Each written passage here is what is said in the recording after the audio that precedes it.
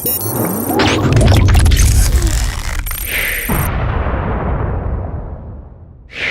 بالله من الشيطان الرجيم بسم الله الرحمن الرحيم Assalamu alaikum wa rahmatullahi wa barakatuh. To begin this week, let us reflect on a tradition from the fifth Imam, Muhammad al-Baqir, may God's peace and blessings be upon him. The tradition which we want to look at today gives us some indications about true brotherhood and sisterhood within Islam. You know, sometimes this word becomes just something that we rattle off our tongues, that he's my Muslim brother, she's my Muslim sister. But, you know, we sometimes use it very easy on the tongue. It's used sometimes and it doesn't really mean what it should mean. You know, what is the definition of a brother or sister in religion? Is it just somebody who follows the same religion, that has a same set of belief system? Or does it go deeper than that? You know, what is the true relationship between two brothers or two sisters? What is the relationship that Islam envisions for a community of believers? How should they interact with one another? The tradition today, and this is one of maybe hundreds of such traditions, which lay down the fundamentals of fraternity, of brotherhood, of sisterhood within a society, within a community. This is one of the many of them. And in this beautiful tradition for today, the fifth Imam shows us the true meaning of brotherhood or sisterhood within Islam. He says the following: the worst brother is the one who stays with you in your affluence and abandons you in your poverty.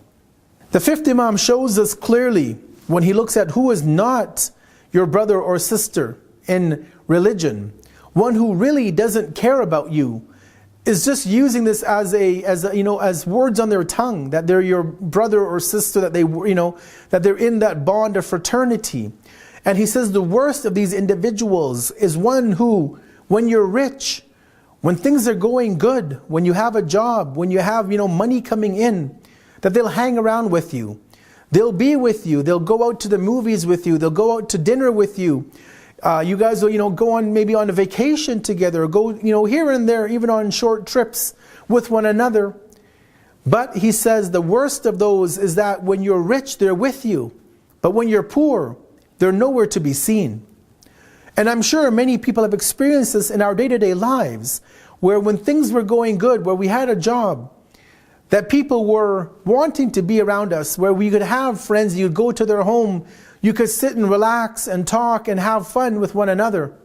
But when you lose your job, when you're not, when you're not as well off as you were in the past, many times those real friends, or I can say people that you thought were real friends, end up abandoning you, end up leaving and deserting you.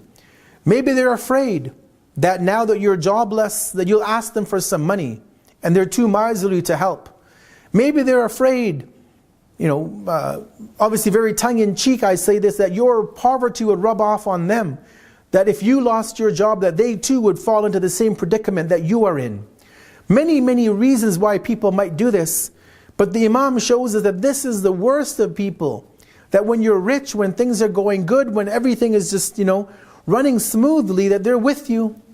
But when things become a bit shaky, those people who you thought were your friends, maybe even who your own family members, maybe a brother, maybe a sister, maybe a cousin, when things get a bit rough and shaky in your life, that they abandon you. The Imam shows us that this is one of the worst people to have around us, are those who are only with us when times are good, when times are at ease.